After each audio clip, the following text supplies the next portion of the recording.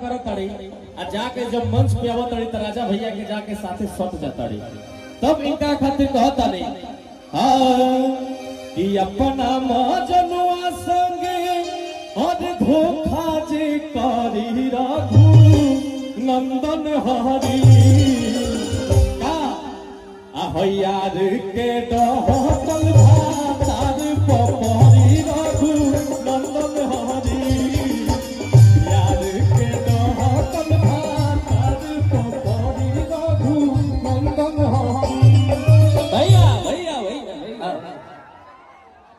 यार के ढंगल भतार पकाए पड़ी हो ऐसे पड़ी कि हमरा साथे मतलब तनी ज्यादा रहली नु। अच्छा ई तार मेहरारू हई ओही टाइप के बाड़ी।